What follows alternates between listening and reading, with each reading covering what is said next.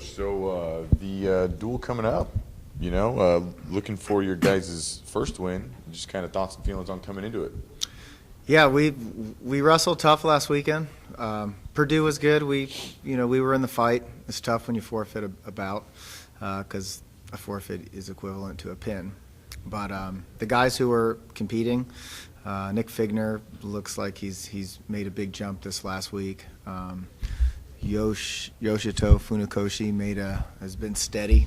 Like I mentioned last week, even though he went 0-2 in his first home dual meets, he competed really hard against two pretty good guys. So I believe he outdistanced the guy that he lost to from San Francisco State. And, he had a good win against Purdue last weekend, against a kid from Ohio who was a pretty big recruit we had looked at a few years ago. As I said, Nick Figner looked good and starting to come into his own, just having more confidence and adapting to the college style of wrestling. Travis Barrage had a couple good wins, beat a kid from North Carolina last weekend and a kid from Oregon State. So, the goal is just to continue to steadily progress. As I mentioned, we do still have a young team, so got to keep their spirits high and keep doing all the right things and training them wisely. And, a key to our success this season is going to be to stay healthy. We've had some injuries already, so trying to rest those guys and, be able to put out a full lineup that's healthy and competitive. Is that kind of what the feeling is before conference starts? Just kind of a grind, just kind of getting people in the, kind of tweaking individual wrestlers here and there to get ready for conference play. Yeah, I mean, in the sport of wrestling, you may see some, you try and have a balanced schedule, but the Pac-12 was down for a couple years now. It's certainly on the rise again. When we go to a tournament such as the Las Vegas Invite, we're not going to be there this year, but generally that will feature teams from the Big Ten, the Big 12, the EIWA. When we go to Reno later this month, we'll see teams from various conferences. So, we're seeing some of the best teams in the country year-round. It's not like it's you start light and then build your way up. It's pretty competitive throughout. So the goal, however, is the same though, in that you want to peak at the right time, which is the postseason, the Pac-12 championships, and the NCAAs. We still put a lot of stock in all of our duels, and dual meets are where it's at. Dual meets are fun and exciting, and that's where the team component really comes into the sport of wrestling. So although we're an individual sport, there's always a team score, and so people and fans and wrestlers and coaches, everybody gets excited about that. The record isn't particularly pretty, but do you see individual improvements with the wrestlers since, early October, late September? Oh, undoubtedly. Yeah, 100%.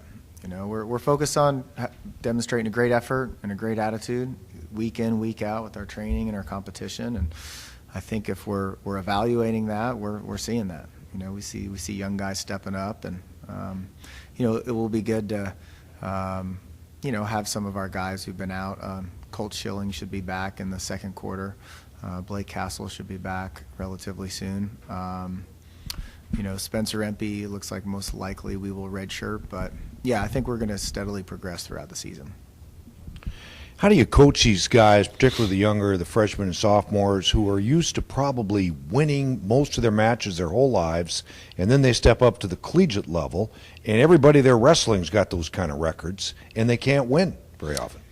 Yeah, I mean, it's tough, but that's college wrestling. I mean, it's we have a few guys who are true freshmen who are competing, but the beauty is you coach them along and you get them to believe in themselves. You make minor tweaks. You try not to make drastic changes to their wrestling style. It's a long season. We talk about it's not a sprint, it's a marathon. And the guys who demonstrate the effort, who demonstrate the right attitude, continue to work, will undoubtedly make gains. So that's, yeah, I mean, it takes time. In our sport, the big goal individually, everybody wants to be an All-American. some guys want to be NCAA champions. It is incredible the amount, just what goes into being able to compete at that level. And, the guys they got to be persistent, but they got to be patient. Young guys, they will take some dumb losses, they make some mistakes, but as they learn from them and they continue to work and they continue to fine tune, they will get better.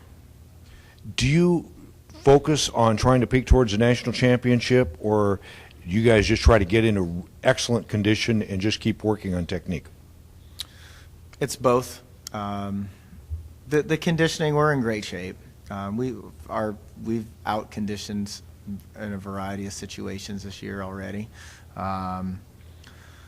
It's just we're trying to do everything. We're trying to get in really good shape. We're trying to get really good, really strong.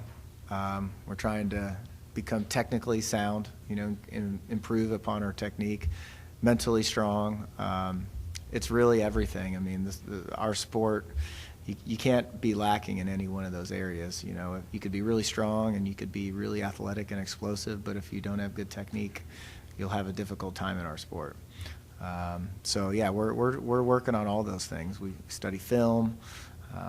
We're trying to work on our guys' mental states and trying to get them to believe they can run through a wall, trying to compete well, I talked last week a lot about nutrition and rest and how we train properly. So you're trying to do all those day in, day out, making sure they're doing well in school and, being a cohesive group of guys with a common goal. So it's a lot, but that's the beauty of the sport.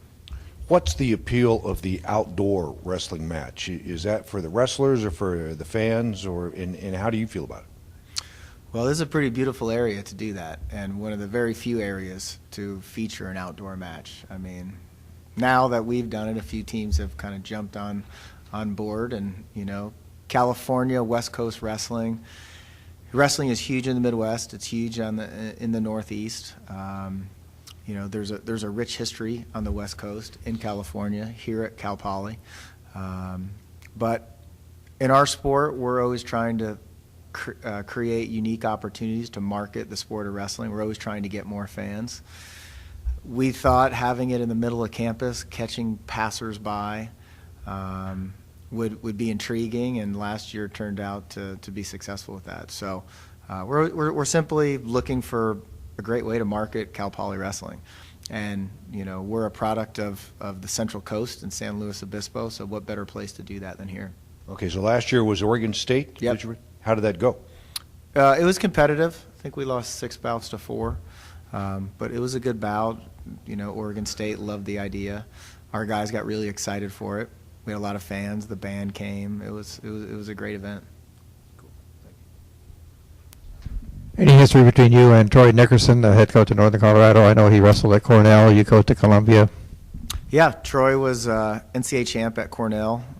When I was at Columbia, we actually recruited him a little bit, and we every year we would wrestle Cornell. He hails from a really good program. This is his first year as a head coach, so yeah, I know Troy pretty well, and we're acquaintances and friends, and yeah, it'll be. We went out there, Northern Colorado. We're trying to create rivalries and relationships with West Coast teams. So you see, West Coast wrestling is improving. North Dakota State is solid. South Dakota State, Wyoming. I'm sure Troy's going to do a really good job at Northern Colorado. So we're trying to get on one another's schedule, home and away each year. Great. Thank you, Brendan. Thank you.